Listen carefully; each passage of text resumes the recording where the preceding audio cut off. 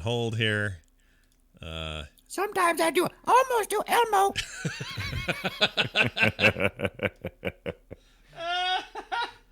All right. I don't know why that's so funny, but it is. It's pretty good. All right. Show's beginning in 3, 2, 1. Another visitor. Stay a while. Stay forever. This is the Boop Show, episode 233. It is Monday, February 3rd, 2020.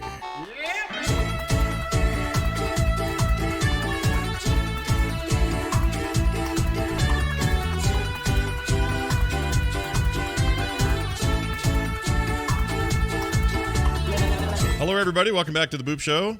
I'm Scott. That's Brian Dunaway. Hello, Brian Dunaway. How you doing? Oh, hi, Scott. Nice to see you. You doing all right? Good You to have a see good you day? too, friend. Yeah. I have had a most day. Just not excellent, not bad, just day. Kind of right there in the middle. All right. We had so much snow that now my son is out shoveling about 3 feet of snow. So that's good. Oh my gosh, Yep. it's like 70 degrees here in the south. Oh my gosh. You guys don't even know how good you got it. Jeez Louise. We really do know how good. But we I have guess it because actually I have come not talk walked. to you in summer, and then you'll have a different story to tell, right? That's right. Then I'm all like, man, it's hotter than a hand up Elmo's butt. I mean, it's Throwback. throwback pre-show. Yeah. Anyway, hey everybody, welcome back. We've had a week. We've done some video game playing, and we're here to talk about it, as we often are. So let's get started. Brian, I dipped my hand into Elmo. No, in a thing that it normally doesn't really drive me, but it did this week, so I gave it a shot. I played a whole bunch of Legends of Runeterra. Runeterra. Now, if you don't know what that is, have you heard? Actually, I do not know what that is. Please explain Runeterra. All right. So you know about League of Legends, yeah? Heard of that? I've played that. Yes, I know what that is. Okay. I'm not good at it. I'm I'm also terrible at it, and I'm better than I used to be. But Right. I'm not. I'm nowhere. I'm not doing anything crazy. In that We game. should group up one night and kill it. You want to? I don't know that we'd kill it. We might kill our Or what? careers as creators and podcasters, but I don't know about killing it in any other way. But so, all right, Riot Games is famous for making that game, and League of Legends has kind of been their only game for like Right. almost a decade. And so, a lot of people are like, "Well, when is Riot going to branch out and do some new things?" And if you remember, not too many, maybe it's a couple of months ago, they got out in an event and showed off a bunch of upcoming projects that were not League of Legends. Some of them set in the League of Legends universe, but they also showed a shooter that looked a little bit like if Counter-Strike and Overwatch had a baby. That's Right. kind of what that was. As you do. Yeah, and we don't know much about that game yet, but they showed that. They showed some kind of dungeon crawling looking Diablo business kind of looking game. I forgot what that was called or what the deal was there. They talked about other stuff, but the one that really stuck out to me was their Hearthstone competitor. Oh, Hearthstone, a card type game. Yeah, a CCG. Battle cards. Sure. Collectible card game is the typical nomenclature for this type of game. And it is definitely a shot over the Hearthstone bow in terms of what it's aiming for. So I'll try a lot of these card games. I just like to see what everybody's up to, right? Especially in the shadow of Hearthstone. What did Hearthstone do to competitive card playing? It made it so these card games needed to look better, play better. The animation Be should actually pop. humorous. Yes, be funny, endearing, all that stuff. Bring something to the table, quote unquote. Yeah. That you wouldn't get with a tabletop, but also, because video games can do things special. So, what are you going to do? And so I always like to check them out. I played Eternal. I played the Elder Scrolls one, which I guess just got announced. They're ending that. They're not going to do that anymore. Did you play Arena, Magic the Gathering? I played that this week as well. For the first time, actually, because really? I got in this mood of like, all right, well, let's see what are the hot things right now, right? And hot card games, battle cards. Magic the Gathering Arena is pretty freaking good. It's pretty freaking amazing Yeah. and well balanced, in my opinion. Yeah, and it also is not nearly as new player put offy as people were afraid of. I think it actually. Oh yeah, not at all. they've You can made that get in stuff and easy. you can win some rounds. Yeah, and you get how it works, and the mechanics are explained in such a way, and also things happen visually in a way that is very intuitive. It's a good game. So I was very curious to see how this open beta would proceed with Legends of Runeterra. I don't really know the characters from League of Legends, so all these guys showing up going, I'm here to save the realm, and all this bullshit, they just kind of make me go, okay, well, I don't know you. You look like Arthas kind of. You're probably ripped off from him, so good luck, whatever. The actual gameplay, though, is really good. Oh, interesting. Like, really good. Like, to the point I'm trying to see what else stands out about it, because, we had the 2 lanes in... what game was it with the lanes? Oh, 3 lanes in Dota's. What was the Dota one? Yeah, what was it called? Artifact. Which Right. Nobody was happy with. Artifact was a bummer, it turns out. Right. Let me get to an actual game here where they're playing for real. For reals, though. I like so I see 2 numbers on each of these cards. Okay, so here's how it works. Quite prominently displayed. Yeah, big shocker. The yellow number is your power or your attack damage. Right. And the other big shocker is the red is your life points. So every card's got that. If you played Hearthstone, you know what I'm talking about. Or Magic or anything else for that matter. Anything. Yeah, they all do it. This is a little bit different in that you don't have a hero you're trying to destroy. You're trying to take down all the hit points of their nexus, their little crystal thing, which is a lot like what they. Yeah, it's what they have in the MOBA. That makes basically. sense. Yeah, that makes sense. Yeah. So when you battle, though, Hearthstone's a little bit more direct. It's like drag it up, place it. If it doesn't have charge, you wait till the next round, and then it can attack anything it wants to. Or if somebody has block, then you have to attack it. But you can just take it and go for it. This is a little bit different. It kind of has a lane system a little bit. Those 3 slots there. Well, there's more than that even. You can put more cards out there and do more than 3. But you kind of create a direct attack on the thing that's in front of it. So if you're gonna and there's a turn to block it. So I'll put down a thing for my attack. You can only attack every other round. So the attack token will flip to player 2 after you've had your run, and that round they can choose not to attack during the round. They can totally pass if they want to, but it's treated a little bit more like a passing of a baton, kind of like when can you attack and when can't you attack. Without getting too much into all the little nitty-gritty details, some of the obvious stuff, the cards themselves have lots of different abilities. Some cards are just straight up, hey, this has a 4/6, and that's it. And that's all that's the entire card. Some will have keywords and things like this one's got Overwhelm, which means if it attacks a minion and succeeds in beating the minion, it will also continue on with whatever's left of its attack points. Right. Let's say 2 left out of 6, and it will attack the Nexus with that and spend it there. Yeah, again, a common mechanic in other games. They really made something cool here, though. There's just from a casual perspective, it's very graphically. It has tons of pop, lots of animation, lots of great sound effects, lots of voice work. Like all that stuff, is there. Right. It's very good that way. I think I just like the change of pace. It's just a different approach to one of these games, and how you kind of. It looks a lot more simplified. It looks like. It even like the mana it accrues each round, right? Mm-hmm. So it looks like it just looks very simple. I mean, it's not like a knock against it. It just means it's simple to get into. Yeah. Yeah, real quick, easy point of entry, knock yourself out.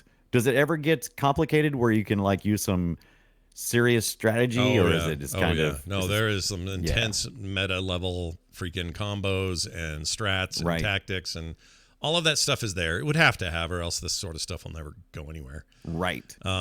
That's all there. I've been worked pretty hard by some people. Here's the big difference, though, or the thing that I'm liking about it over, say, something like Hearthstone in this, in a head-to-head mode like this. I'd enjoy the process of playing this more than I do Hearthstone. And I don't exactly know why. I think it is this choice of, am I going to attack this turn or not? Am I going to block? Maybe. Maybe I could block if I want to. In Hearthstone, you don't have that option.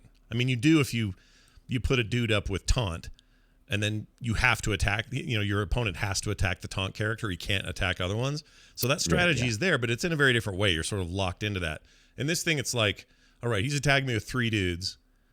Do I want to block any of this? And the truth is, well, I may want to block 2 of them because they're heavy damage, but the third one, maybe not, because it's only one hit. It's only 1 point of damage. So I'll just let him. I'll take the hit.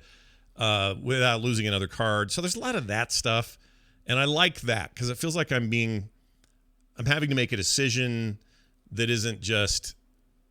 It's hard to explain. I don't know how to explain it. It's a little more. It's more like Magic that way because Magic's a bit like this, except you have the mana thing. Magic can get quite in depth. Yeah, it can get pretty crazy. Strategies, I really like it though, and I'm going to keep playing it, and I hope people will try it. They're going to. How are you playing this on PC? PC. It's coming to everything. Right. This is still open beta period, and I have it on some beta. Had somebody who may or may not know. I don't know if they really know, but somebody had told me that potentially the mobile versions are coming sooner than people think. So pretty quick, it sounds like. Right. And if you're out there and you're fatigued, you're like, man, I'm sick of these games. I don't want to play any more competitive card games. I've had it. I've got on my fill or whatever. This changed my mind from being a bit like that. I was feeling that way. And this has me pretty jazzed. Now, we're early, right? The meta's not locked in. I seem to be unlocking cards all the time really quickly, so it seems really generous right now with the unlocks, but that may change the further you get down the road, and I don't know how hard it will be to get the cards you want, when you want them, that kind of stuff. Those kind of limitations are still there. It's still a CCG. They still have a model to make money. But they also are going to sell, like, backgrounds and skins and stuff to just do a lot of cosmetics, which they've had great success with. I like that. Can you buy like the boards or anything in other games? No, depends on the game. Some games, yes. Hearthstone, no. Hearthstone is themed based on. I don't know if it's themed on who you're fighting, but Hearthstone. I would be interested in doing something like that. Now, I will buy cards occasionally, but I like to earn my cards as I go along because otherwise I just get greedy. And I'm like, spin. Yeah. That's kind of me too. So I actually would prefer it if I could buy cosmetic stuff. But I don't mind buying. I'm kind of backwards like that. I think I don't mind buying cosmetic stuff. I don't mind buying that. I don't either because it doesn't have anything to do with paying to win. It's just like, I want to look cooler. I want a better card back, or I want my board. I mean, like right now, I don't think you can buy these extra boards. I think that's coming. Right. But that board's pretty boring. Yeah. Well, I mean, it gets the job done, but there's. Yeah. I mean, So it does. Plenty more coming. This one's just this is based on Summoner's Rift, which is their MOBA. I mean, it looks just like the MOBA or League of Legends board. Basically, it's the same theme. The trees and the river and the stuff. It makes sense. It absolutely makes sense. Yeah. I like it a lot, though. I think they've got some real flourish on this that is grabbing me. They also have an enormous fan base to advertise to. So I think the League of Legends people, anyone interested in this sort of game, are going to leap on this. And I'm happy to say that it turned out really good. So park your bias and try it and see what you think. I don't know a lot about League of Legends, but I have watched a few people play, and I'm always seeing people wait around a lot between their big sessions or whatever. So I'm curious if this would be like something that people will do while they wait. Yeah. And so is that what are they doing in those League of Legends things when I'm watching these people on Twitch? What are they doing? They're just standing around talking about when they're gonna play, and I'm like, why don't you just play now? There is a lot of that, isn't there, on the streams? Just sort of standing around going, and it's okay, but I don't get Is it okay, though, or should we mock them? Maybe we should mock them. We should mock them, absolutely. I mean, if there's anyone who's ever deserved being mocked, it's League of Legends, right, Kyle Ferguson? Hey, so that's what I would do. Hey. Kyle, look, Kyle is, you know what I love about Kyle? Kyle's the man when it comes to League of Legends. Go ahead. He's good at everything. He's good at everything. But the thing I like the most about Kyle is if he doesn't like another thing, you'd never know it because he's the most like positive Zen monster in the history of the world. Absolutely. Just zenning out, Absolutely. looks at you. And so if you try to get him riled up and go, what do you think of this controversial thing that happened? He'll go, I believe that I'm in a special zone right now. Like, he's just fine. He doesn't need it. Anyway, Legends of Runeterra. It's a terrible name, in my opinion. Awful, dumb name. Too long to say. Yeah. People will just call it Rune or Runeterra, and that's fine. But I think the game is very good, and I say this as someone who's not great at these. I'm okay at them. I prefer deck builders over deck collectors. All of that being said, this is singing a pretty good tune. I like it. So there you go. Brian, tell me about... Oh, I love this one that you're playing. Children of Morta. I have this on PC. Tell me about your impressions. Oh, I am playing the Children of Morta on the Xbox Game Pass. It just popped up this past week. I really didn't have much interest in it before I saw this. I saw some screenshots and things, and it looked pretty, but it didn't really tickle my fancy, if you will. But free on Game Pass, well, I'm already paying for it. So I've already paid for it on Game Pass. So I did. So hey, Scott, it's dangerous to go alone. So take this shield and sword and hugs and from your kids and kisses from your wife and head out for an RPG adventure. How does that sound to you, Scott? That sounds pretty good. I like this game. Yeah. It's got a cool. I love this game. Cool everything. This is one of my favorite new games. I don't know how I'm going to stop. So you're playing as one of the family members of the Bergson family, who are the Children of Morta. I am assuming from the what I've learned so far. By the way, disclosure here, I like to tell everybody how long I've played the game so far, so you have an idea if this is a first impression. Yes, it's a first impression. I've played 4 hours so far, and maybe like 4.5 hours so far. And there's about 13 hours of casual gameplay, according to howlongtobeat.com. So I've got a little taste, but I'm certainly not all the way there. I've only unlocked 2 family members. I've unlocked John, and I've unlocked Linda, the daughter of John. Yeah. Now, the Bergson family, they live in this beautiful 16-bit pixel-looking house. Yeah, mansion. huge mansion. Yeah. It is gorgeous. I love how this looks, and I love the animation. I love how these characters move. I love how they talk. I love how it's narrated. I love the story progression, and it is a masterclass on how to tell a good story, in my opinion. I agree. It's very good. And it is because what you're doing is it's a roguelite, right? Because you're like progressing and you're doing a lot of like dungeon crawling almost. You're going against a bunch of bad guys. It's a bunch of demons. You're going against what they call the corruption. And it's the corruption starts out of this like ooey goos kind of thing, and they start out as slugs, and it's slowly infesting the land of Rhea, right? Yeah. Now you'll notice I'm using all the names of the places, and I've only played it 4 hours. You know what that tells me?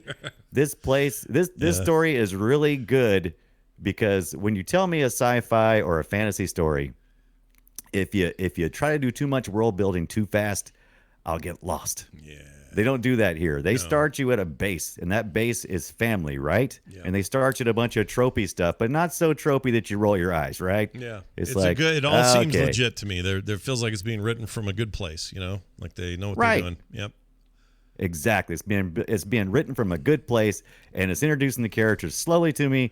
I appreciate that, because I've got enough game mechanics to try to handle to worry about your story. Because sometimes I'll skip through story because I'm trying to figure out how to play a game, and so I get kind of frustrated with that, and I have to go back and learn the story and everything. This one does a really good job of unfurling it as you go along. By the way, did you not unlock the son that has the two double, or not the son, the little brother that has the two daggers or whatever? I didn't know. You mean Kratos Jr.? No, I didn't get to him yet.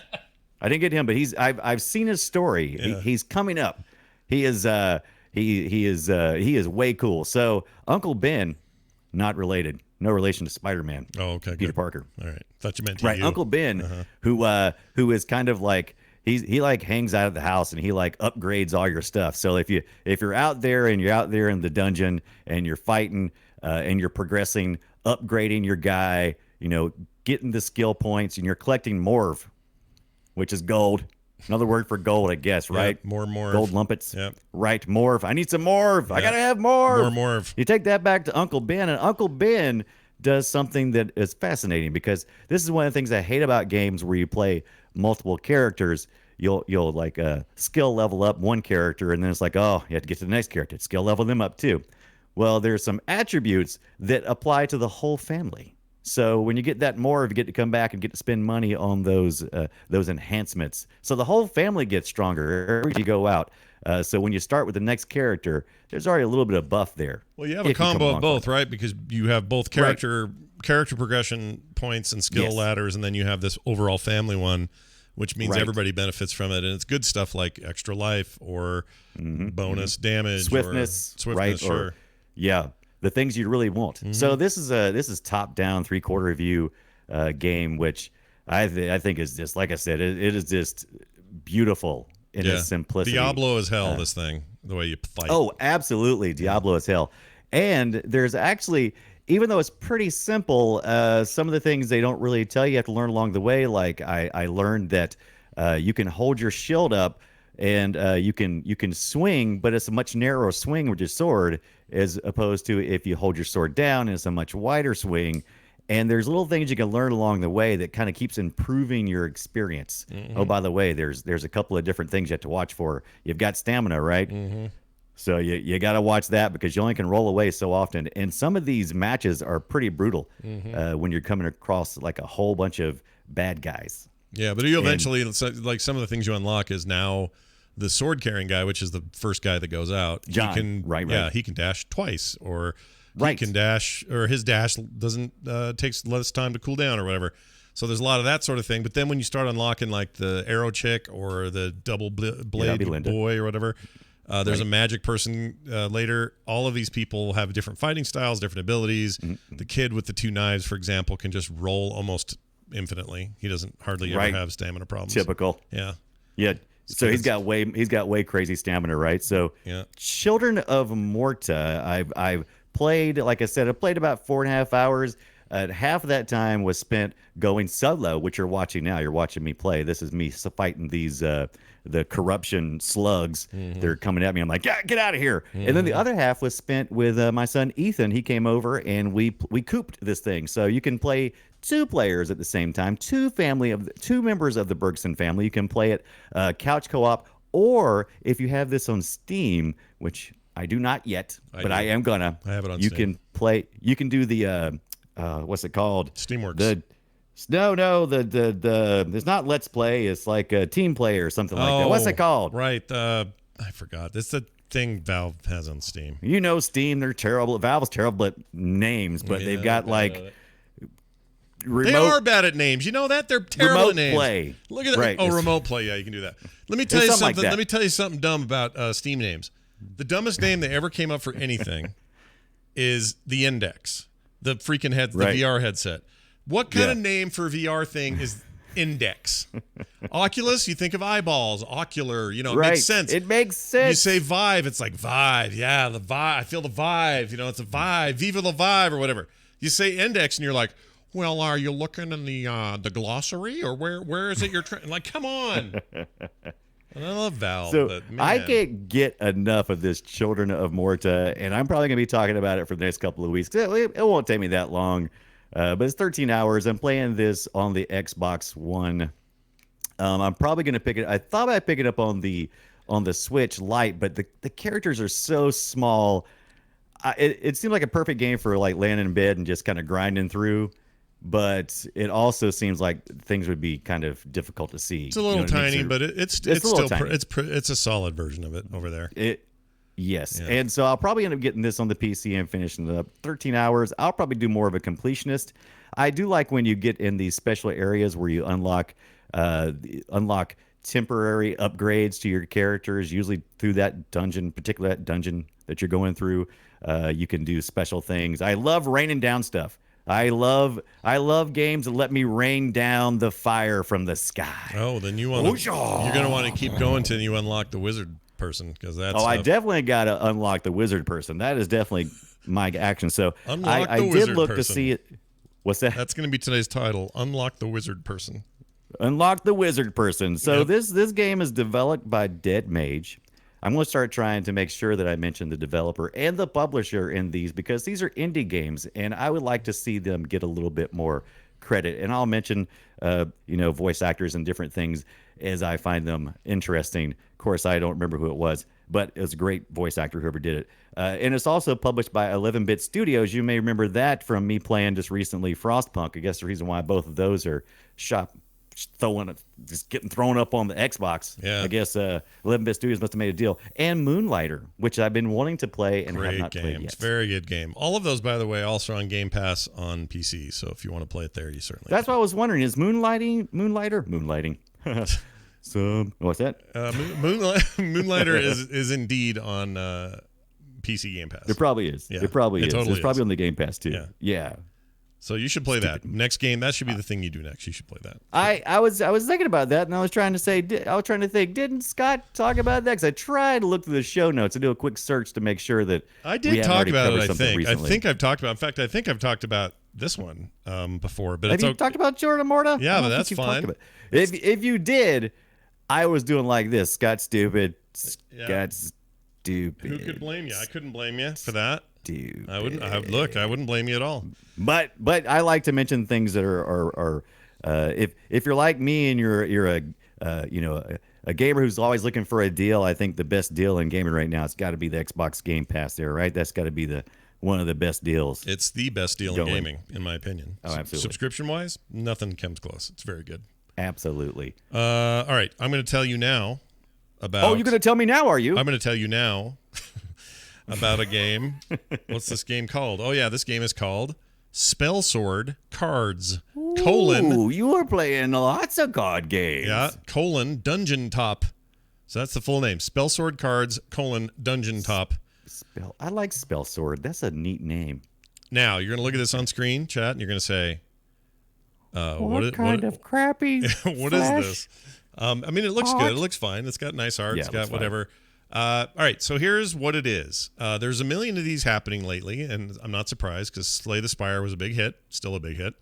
And a lot of games are like, ooh, we could take that mechanic and we could add to it. We could do these other things. So that's kind of what this is. It's a combination of deck building cards, but again, not like a collectible card game like Runeterra. This is more, the deck is what it is, and you unlock cards that are there, and it's not like you have to open a pack and find them.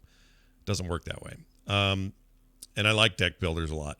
Also, I like what Slay the Spire does. If you haven't played that, it's basically a roguelike game where you, using cards, battle your way through a random dungeon of creatures to try to get to the boss, get a whole bunch of extra stuff, go in better the next time, that sort of thing. Unlock characters, blah, blah, blah. That is exactly what this is trying to do, but in a slightly different way. You start out with the warrior. You can be other people later, but you got to earn enough gold to unlock them. It's not a thing you'd go buy a microtransaction for. You literally have to unlock it.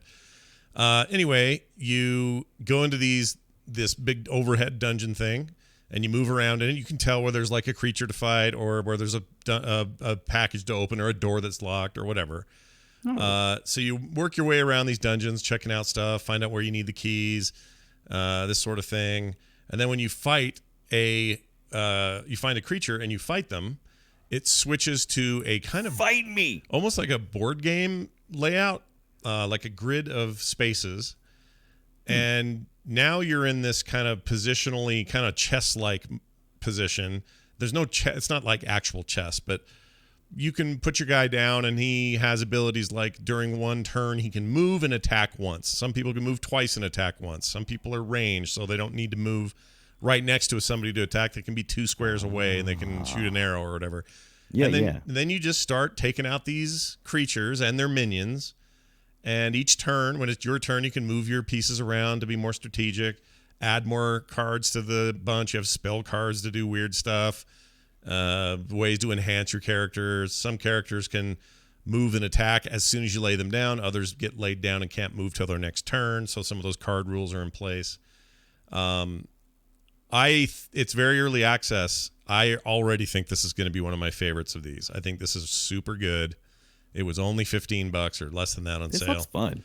It is fun. It's definitely, if any of the things I mentioned or any of these combinations of ideas sound good to people, you may want to check this one out. It's super cheap. It's a small developer. I like what they're doing, and while they're wearing their inspirations on their sleeve, like artistically, it's a bit like what's the one where the depths of this place will tear my soul asunder. I can't think of the name. The one where it's all depressing all the time. Dungeon. Oh my gosh. What is it? Shit. Not Dungeon Keeper or something like that, right? Is it? My sanity leaks behind my brain. Not Dark Souls. It's the side-scrolling looking Darkest Dungeon. That's it. Oh, Darkest Dungeon. Yeah, the art Yeah, styles kind of reminiscent of that. and in a good way. It's a little more colorful. Darkest Dungeon tends to be a little red and black, but it's a cool little game. First glance at it, you might think, well, it's just avatars of heads moving around, and it is.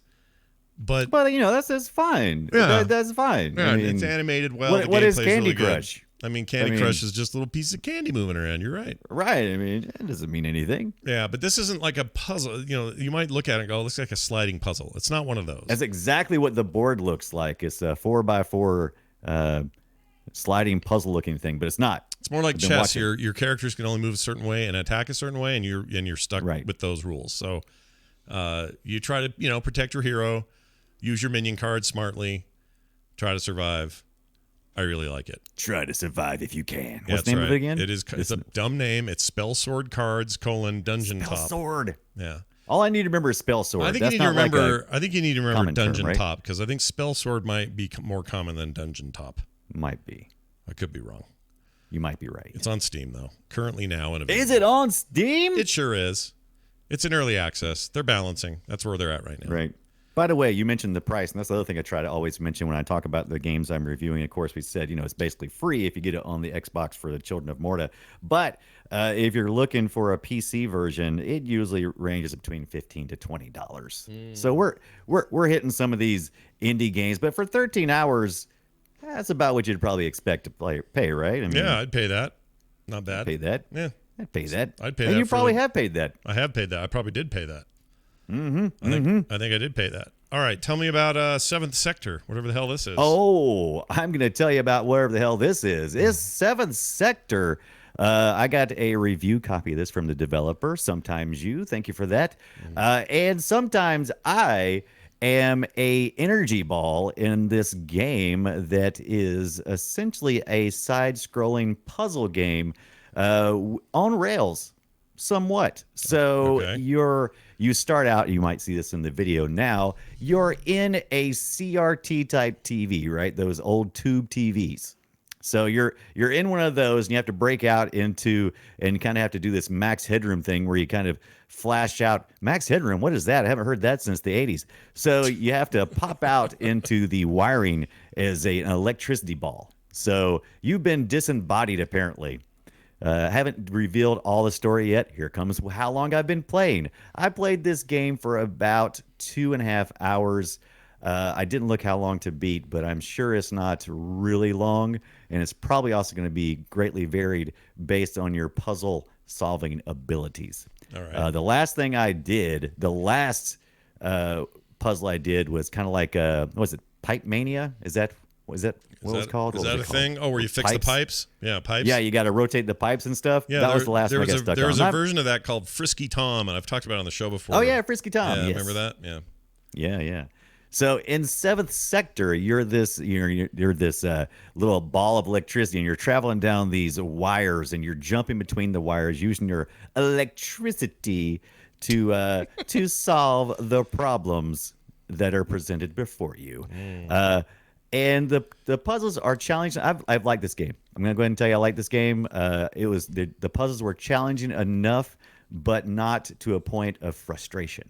Because I can't stand when I get to it. I want to play in a game, and I like challenge, but I don't like game-stopping frustration. Oh yeah, you know what I mean? Nobody likes that. I don't like that. It's the worst. So this has just the right amount of when you solve a puzzle, you're like, oh my god, I'm a genius, even though you're really not. Yeah, it makes you feel good, sure. But not so easy that you go, my kid should be playing this. When I say kid, I mean my 2-year-old. So, which I don't have.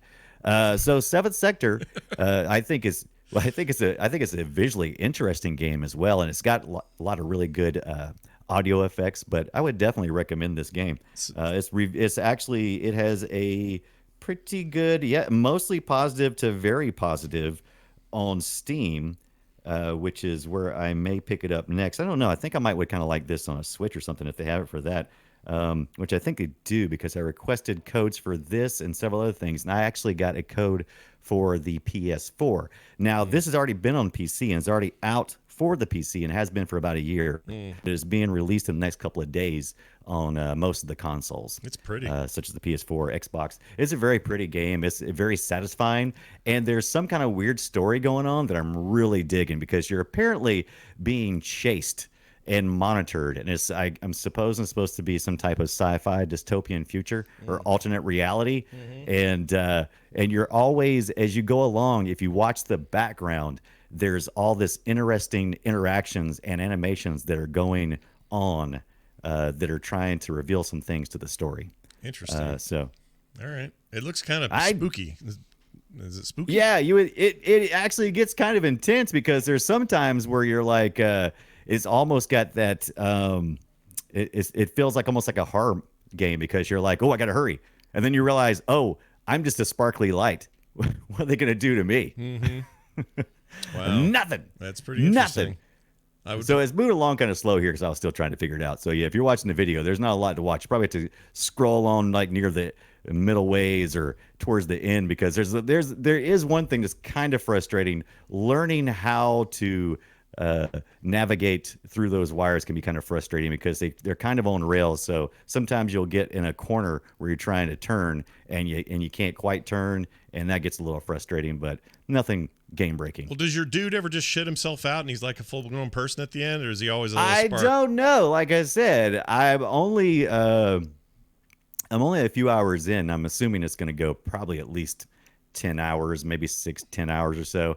And so there's a lot of dialogue going on you can't hear right now, but there's a lot of atmospheric things going on that really make the game kind of pop and maybe kind of visually boring to watch with no audio. But where's it going? I was telling you something. Do I ever get it? Yeah, you do. Sometimes you start operating like steampunk like robotics. You know what I mean? So you take over the machines. That's cool. Yeah, you like embody machines. Yeah. That seems really cool. Why have I not heard of this at all? Sector. Seems like I said, it came out on the PC last year, March 5th, 2019. It's about to hit the consoles. Well, good. Seems like a neat thing. People should play this. All right, available now wherever you get your games. You were going to mention, how do you say that? Baobab's Mausoleum? Baobab's Mausoleum. This Scott is the one Baio's Mausoleum. Got it. Okay. Right. Baobab's Mausoleum. And if you can get some visual pull up of that, if you just do a Google search and get a little visual, I should have probably put something in there. It is just a mention. And the reason why it's just a mention is I picked it up on the Switch. I picked up episode 1. This is sold in episodes. There's 3 episodes that I can pick up on the Switch. I picked up the first one. It was about $5 or so. And it is a lot. I loved it. It is weird and kooky, and I don't know how to explain the graphics other than maybe 90s type of cartoon almost animation. It's kind of really terrible, like in a good way, like just gross and weird. It's gross and weird and kind of hairy and everything. I don't know exactly how to describe it, but there's a lot of puzzle solving in this game. But they do it, and this is the main complaint about this game, is that people say, oh, well, they didn't know what it wanted to be, because there are times when you're playing like a first person, and then there's other times where you're playing top down, and it switches between all these different game types. And I thought with the narrative, I thought it was actually kind of neat and kind of fun, but apparently it was his Achilles heel. But there was one frustrating thing. There was one puzzle you couldn't solve unless you went to their website. And this was a game breaker for me. I had to go to their website, but their website, because I guess it was released back in 2017, the first episode, their game site is no longer available. The place where you're supposed to get the clue is no longer available. I had to go to Steam and look through the message boards there to find the solution, and the solution was not easy. So I did not care for that, and I was like, okay, so I won't be buying the second and third, because obviously this is something that has either ceased development or is running into some kind of trouble. So yeah, you never know. But the first episode was a lot of fun. It was like $5 or $6. That's totally worth that. Yeah, it's worth messing around with. So I picked up, just as a little side mention also, I'm not done with it. I just got started, so not near enough time in it, but it's called Awesome Pea 2. And by pea, Awesome Pea. yeah, awesome pea, like PEA, like the vegetable. Oh, little pea. like the pea in the princess bed, not Yeah. the pea in Scott's bed. Well, unless the Gotcha. princess has a urinary problem, which is entirely possible. Right. But it's A lot of people misunderstand that story. It's this little side platformer that's super hard. Oh, it's cute. It is cute. It's based on kind of a Game Boy aesthetic. Like it's green. Yeah. It's all green. Like the graphics are not color. It's like a monochromatic green. There's 2 modes. You can have it look like it does right now to people on video, or you can turn on basically fake CTR or CRT rather. CRT. Yeah. And I prefer it without it because it's super obnoxiously. Yeah, done the way they do it. I've never liked. Oh, that was cool. Yeah, did you that see fast that? fall That's through in the pretty neat. pipes. Pretty neat. You have a double jump, but really your abilities are jump and double jump, and then you try to escape these worlds and Jump and go double to the jump. next one. And they get really super Meat Boy hard, like not easy. And they have that immediate restart thing when you die. It's like you're right back to try again. So it's very Meat Boy, which I'm a fan of. I like that Meat Boy stuff. Definitely one of those games that's going to make me scream at my monitor, so I may stream some of your this. CRT monitor. Yeah, my Scream CRT monitor. Right. Now, is this procedurally generated levels, or is this looks like static levels? These are I think it's doing static the same levels. I'm thing. pretty sure it's all designed by. It's all design stuff. Right. Now, where it's pooping him in this particular, he's on a really hard level that we're watching right here. The game starts out much less crazy than this. Right. But if you can figure out how to get out of the levels, you get a bunch of points, and you move on to the next one, and it's really hard, and you keep doing that. Again, I am not far enough to give any kind of conclusion as to how this all went, but I can tell you that it is just the right kind of nostalgic. It feels real good and plays good and all that. I like it. I think the gravity is always the thing that gives me trouble in these kind of games. Mm-hmm. It doesn't. The fall gravity seems weird. It is weird. It's not realistic at all. But once you get the handle on how it works, you just have more control. You have like air control, and you don't. I see that. You're not limited to if you jump, it isn't like, well, I guess I just fall where I have to. You can actually change the outcome depending on where you are. Which Mario can do that to an extent, but this gives you more control even than that. That was the other thing that kind of surprised me about Children of Morta. That's right. I'm bringing it back to Children of Morta. Yeah, bring it back. Every time I use the analog stick to navigate around in Children of Morta, but there's no analog behavior to it. It's like when you move in one direction, you go that speed, and so what happens is you aggro a bunch of bad guys because you're like, oh, I just want to peek down this little corner over here of the dungeon, and when you do, you suddenly like right in the middle of a horde, and you're like, oh well, it's like I'm fighting now. I would recommend, actually, the D-pad's pretty good on a PlayStation 4 controller on your PC for that game. It's not a bad way to play. Yeah, I agree. I switched to the D-pad because it made more logical sense to my brain because I'm so used to, with the analog stick, I'm so used to micro movements, whereas the D-pads, it's like, what's going. It's like, oh, there goes the D-pad. Yeah. But I think I'm going to play. Oh, by the way. Oh, yeah, go ahead. Can I say something to the Switch while I'm complaining about video games? Do it. I'm just kidding. I'm not complaining at all. Hey, Switch, or hey, game developer, if you're going to put a little icon on the screen that says push this button, the plus button and the D-pad look exactly the same. Well, if you're playing a light, it doesn't, right? Yeah, no, it looks exactly the same. Well, so, wait. I mean, on screen, you mean the interface? Yeah, they'll give me like a legend. There's like a legend yeah. on the screen that says, okay, you push this button, and it does this. You push this button, and it does that. Yeah. And I looked at it and I kept pressing one, kept pressing the D button, the D-pad button. I kept going, go, what are you doing? It's because a lot of those guys put out this stuff before the lights were even an option, and they didn't put like a dynamic way for it to switch.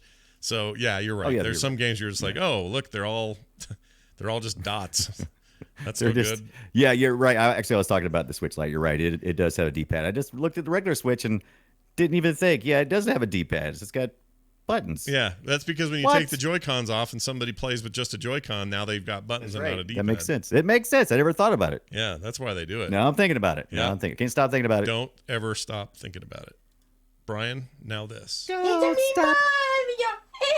All right, there's that. Also, Brian's great new clip. Sometimes I do almost do Elmo. All right, it's pretty good.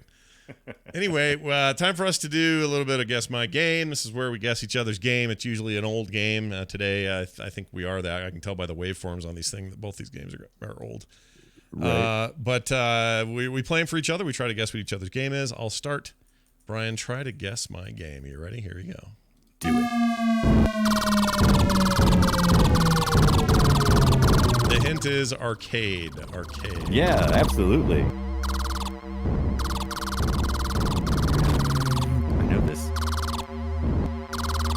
I know this. Chat room's not right. They're getting it wrong. Nope, still Okay, wrong. so you can. It's weird because it sounds like there's like these little bugs and like an acceleration. Yeah, like that. Yeah. Any ideas? Wow. I mean, it almost sounds like a racer, but is any type of racing involved? Incorrect. Okay. Any other guesses? Is it very colorful? Yeah, actually it is. Okay, it's very colorful. It's got a lot of blocks then, right? It's not like it's I'll give you another hint then, because now you're bringing up blocks. There are no blocks. It is a vector game. Oh, it's a vector. Interesting. A vector. Is it Zaxxon? Game. It is definitely not. Zaxxon was not vector. Zaxxon was. Oh yeah, well, I mean, that was all you're right and stuff. No, you're right. You're right. So think like Tempest / asteroids. Something that with that kind of vector tech. Not like And you say it's not Tempest? It's not Tempest. Interesting. Yeah, so I just eliminated 2 vector games that you don't have to think about. Tempest and Asteroids. Right. It's not that. Chat room says Spy Hunter. That's a really tough one. Who makes it? Is it Atari, Midway? Who is it? I'm going to tell you now who makes it, and that'll help you. This was made by Cinematronics. And it was... I'm trying to see if it ended up anywhere else. Nope. Oh, yeah, it did. Okay, so it was released in 1980 in the arcade. Later in 1983, 3 years later, on the Vectrex home system, which did all vector games, which makes sense. Definitely not Battlezone. Oh, someone in the chat room knows. Let's see if you can get it. Oh, I don't know. You give up? You give up? I give up. I'm going to give up on this one. I'm not real sure. The only vector game I played a lot of was that Star Wars game. Well, yeah, that was a good vector game. I'm going to give big props to DirtNap71 in the chat who got it correct. What was it? Star Castle. Star Castle. Yeah. Star Castle. It really didn't have anything to do with castle, but whatever. I mean, right. This is one of my favorite I don't know. arcade Maybe later games. in the game it was something with the castle. I loved this never game. got that far. I thought it was super cool at the time. I still think it's really cool. Just a rad game. You had to shoot down these barriers around this. I guess it's a castle in the middle. I don't know what that thing's supposed to be. Right. You are a ship on the outside shooting at it. You can fly in and out of the screen, left, right, top, and down, kind of asteroid style. So if you leave the bottom, you'll come out the top. You fire into this thing. Meanwhile, little tiny ships, or maybe they're smart bombs, whatever they are, getting pooped out of the circle. Those are coming at you, so you need to either kill those or avoid those while trying to take down all of these barriers. The barriers are rotating opposite ways of each other, so it just takes a while to get into the core there. It's a little like Tron, how Tron, the big MCU unit. I actually was thinking it almost sounded like a Tron game at first, but I was like, no, I don't remember anything that way. Yeah. Because I was trying to think, because, Tron was like a bunch of mini games. I was like, maybe it was one of the mini games, but I guess it's Star Castle. It's a very good game, and, for what it was and what it is, I think it holds up. I actually think this is still fun, super fun to play, despite, the simplicity of it. But it gets harder every level, and throws more and more at you, and it's just one of those great old vector games. Right? Listen to this part here. Right. I love this last part. Right here. You're going down. Listen to this part. Right here. You hear that? I love that. That's such a great sound. Anyway, very good game. Here's yours. Let's see if I can guess. Oh, I should say, what else was I going to tell you guys? It was an upright cabinet. Its genre was multi-directional shooter, and because it was vector, it could be any resolution you wanted, so it didn't matter what screen it was on. It was developed by a guy named Tim Kelly, programmed by Scott Bowden. Tim Kelly, famous for a bunch of games, including Starhawk, Sundance, Warrior, Ripoff, Armor Attack, War of the Worlds, and Reactor, along with Star Castle. He also had a game called Screw Loose that never made it to market. Is Starhawk? Hold on. Starhawk is what game? That is a 70. That was 79. All right. I don't know if that guy's still alive or not, but he might be. Anyway, there's your game. Brian, here's yours. I'm going to play it. Here we go. Now you're going to get this right away, or you're going to struggle. Okay, let me see. You're either going to get this right away, or you're going to struggle. Okay.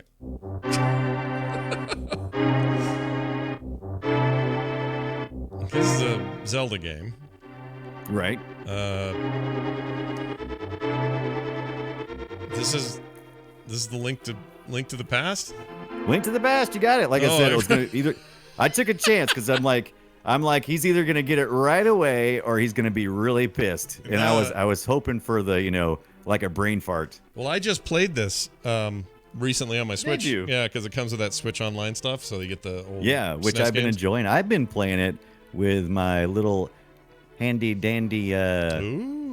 Ooh, yeah, like that wireless, like that Nyko. I like that. Ooh. Wireless there goes to my. How much was that? Goes to my SNES Mini. I think it was between $15 or $20. Hold on, that thing. What is it? Bluetooth to the SNES Mini? Is that No, it's got its own little dongle. You stick it right Shut there up. in the little controller port. I'm gonna do that because I got this right here with me now, and I like these like original legit cabled controllers, but I want that. That seems awesome. And it feels good too. It's a good one. How They much? did good on this one. How much was it? Like I said, I think it was either 15 or 20. It wasn't too terribly bad. I need to get one. I'm gonna get one. Send me a link. You gotta get one. Send me a link. Because I love playing the on my Switch. Of course, I got the live whatever Nintendo's little subscription thing is that cost. But anyway, I got that, but I like doing that because the NES Mini has a few games that's not on there, right? Oh yeah, for sure. And And, there's a lot on the RG there's a bunch on the Switch that aren't on the Mini, so it's a good combo to have. Yeah, it's good. Yeah, it's a good combo. I like it. That's only what $3 a month for that stupid service. It's cheap. Yeah, it's pretty cheap, but you don't get a lot. But it's still, I think it's the right price for what you get. You have all of those, plus they're adding new ones all the time. Plus they have the whole NES library, and they're adding new ones of those all the time. And I get to play Tetris 99 on that service, which is one of the greatest things in the history of the world. So there's that. Like I said, it's about the right price. I mean, because I think it's the right price. There you go. It's good. Luke Sidewalker in the chat says, any thoughts on Overwatch in general? Well, that's a weird thing to ask for 5 years after it was released. But yeah, it's a good game. It's a great shooter. Go play it. Overwatch is always having some kind of kerfuffle. There's always something about somebody's always mad about Overwatch. Yeah. I like popping in every once in a while and playing, but a lot of people will go, oh, they've ruined the game now. Now it's ruined. Yeah. It's ruined. It's a little like saying to somebody, hey, what do you think of Star Wars? It's like, well, really? Right. Hey, we know it's like Luke Sidewalker says in the chat room. He said, hey, it's new to me, though. That's a good point. It's yeah, new to just him. like that. Just like that, the Children of Morta, new to me. New to you. What are you gonna do? Yeah. Old to What's me, new to you. It's fine with me. We're all good here. Check this out. All right, time for us to read an email submitted by a listener. These are great. We love them. Please keep them coming. All you got to do is use the following email address, boopshow@gmail.com. That's BOOPSHOW @gmail.com, boopshow@gmail.com. This is from Steve, who says, Steve, hey, guys. Oh, you know how Ibbot and I were talking about this. We found out that the Emperor Palpatine's first name is Sheev or Shreve or something. Shreve. I think it should just be Steve. Steve Palpatine. Steve Palpatine. Isn't that great? You will listen to Steve me. the Palpatine. One day the whole empire will have on their lips Steve Palpatine. Say it. Say Anyway. my name. He says this. I was thinking about something and I forgot might be worth discussing on the show. What are the best PC games that you picked up for dirt cheap? For example, under $10. As someone who tends not to have a lot of extra cash to burn on video games, I'm always on the lookout to see if there's anything interesting during things like Steam sales and the Humble Bundle deals.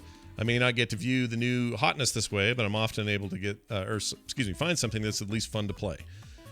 Doing this also helps me find some hidden gems that I ended up really having fun with and probably wouldn't have given a second glance at if it wasn't something I had found a deal on. For example, games like the Trine series, Dust to the Elysium Tale, Beat Buddy, and Anodyne, just to name a few. Turned out to be great, but never heard of them before.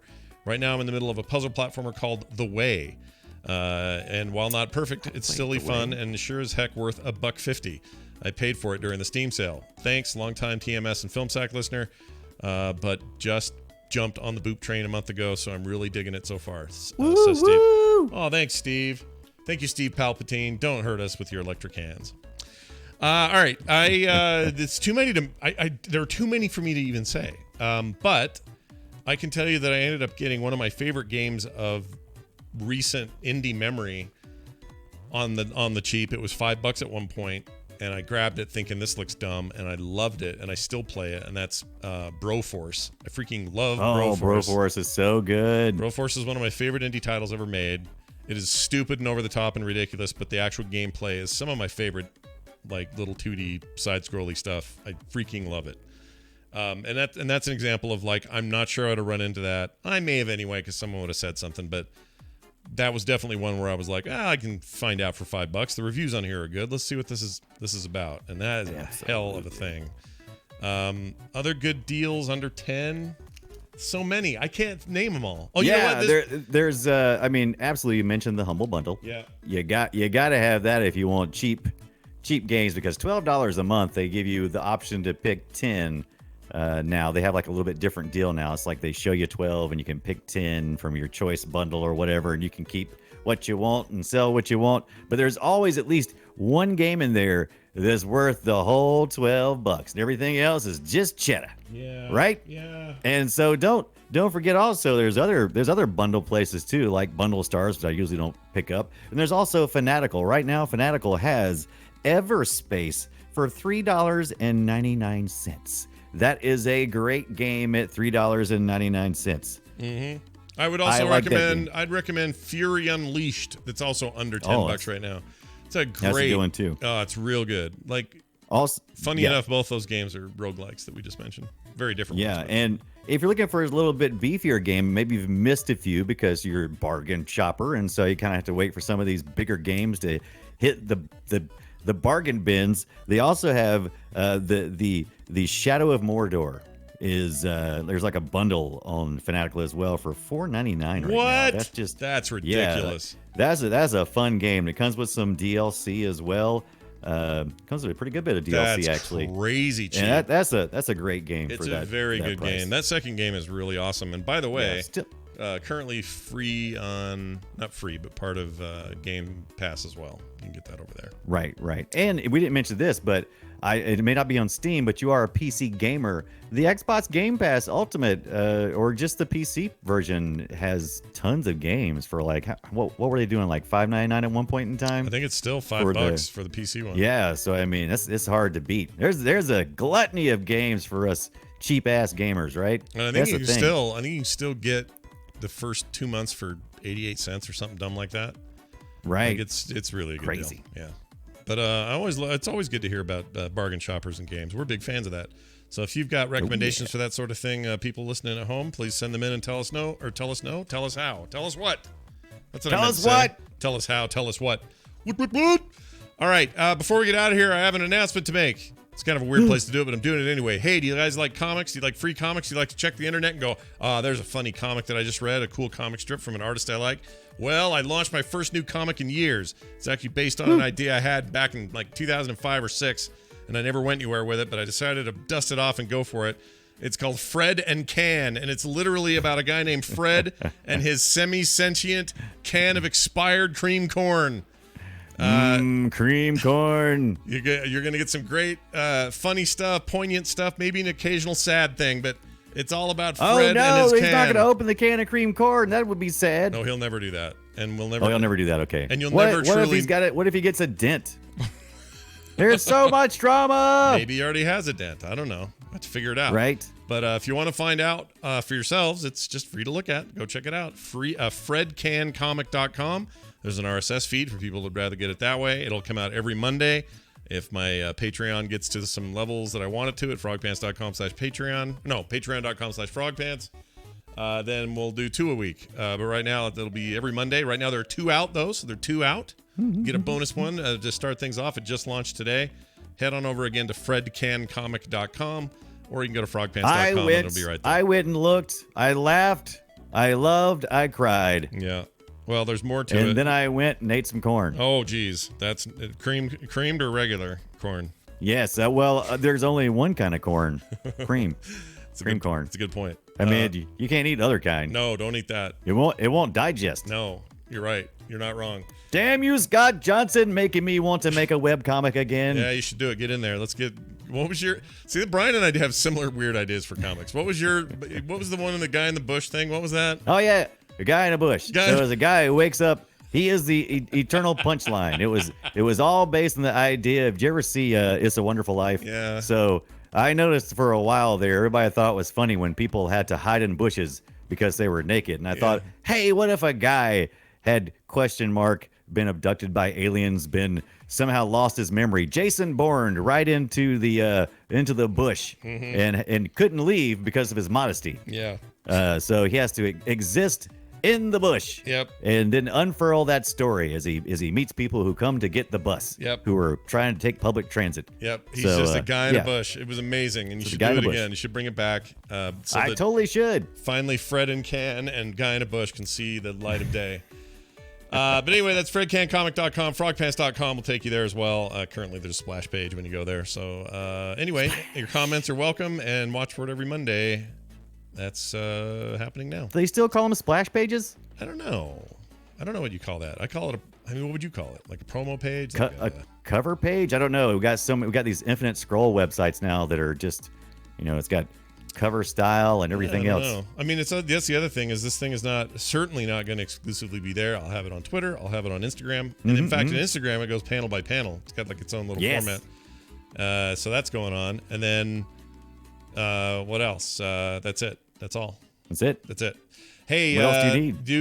This is what they need. They need to go to our website, frogpants.com/BOOP. If you want to get some additional stuff there, that's all there. 801-471-0462. Get your voicemail. boopshow@gmail.com is our email.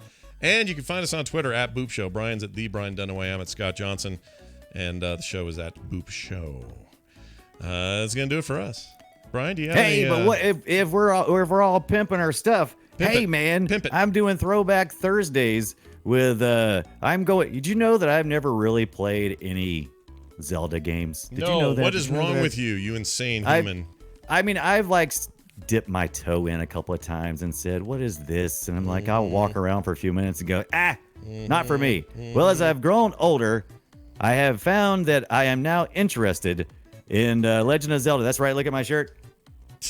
And so I'm going through my SNES here, my SNES Mini, and I'm playing Link to the Past to completion. Wow. So I'm doing that on Thursday nights. That's awesome. On Twitch.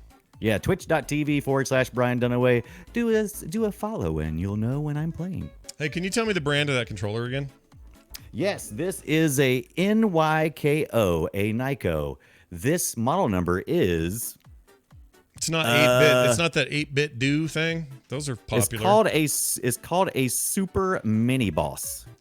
Okay, let's see. NYKO.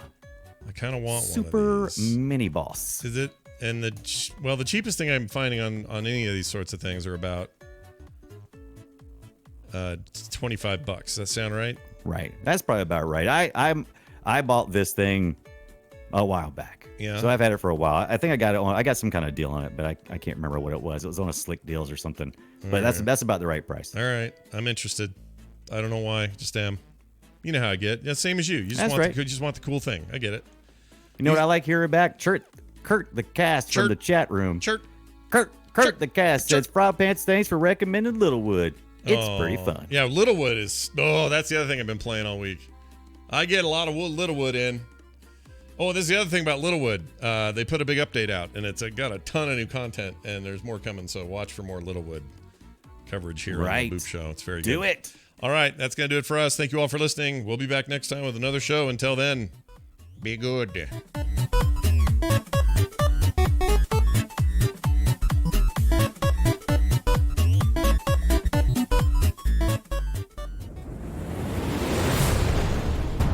This show is part of the Frog Pants Network. Yes. Get more at frogpants.com.